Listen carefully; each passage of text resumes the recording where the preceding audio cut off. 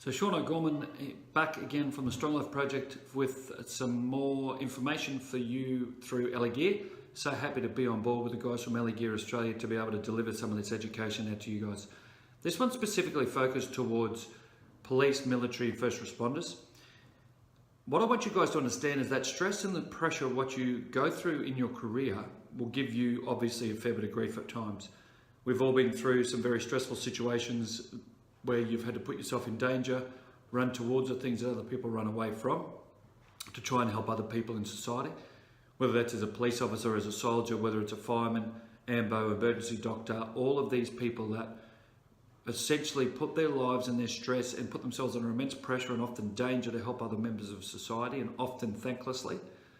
But what I want you to understand is when you get really down and you feel really quite negative on your career, on the job that you're doing, and many of us do.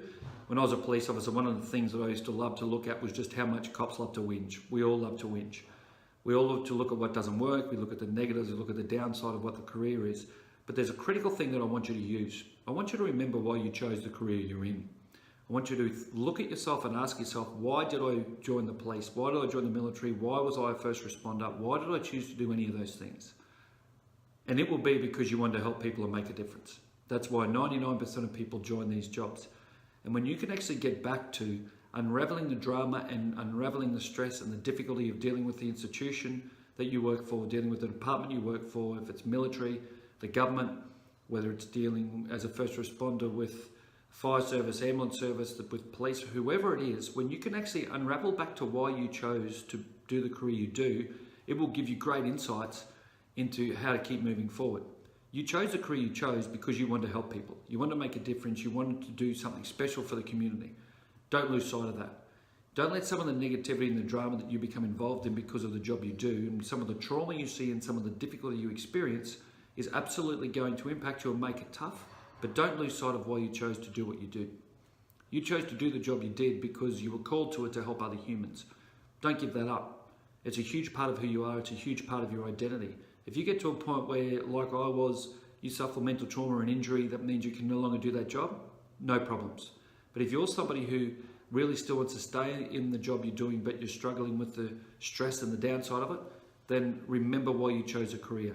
I look back at 48 years of age, I've been out of the police 16 years, I've had a very successful corporate career for 15 of those years, now in the Strong Life Project doing what I absolutely love, helping other people. But some of the proudest moments of my life still come back to being a police officer. To actually putting my life on the line and risking everything for myself to help other people gave me an immense sense of satisfaction. Don't lose sight of why you chose your career. Don't lose sight of why you do what you do. You are an integral part of what you do. As a police officer, military, a first responder, you guys do amazing things for the community. The community at large really appreciates it. People appreciate police, military and first responders even though they may not say it too often. Remember why you chose the career you chose and keep pushing hard. Stay safe.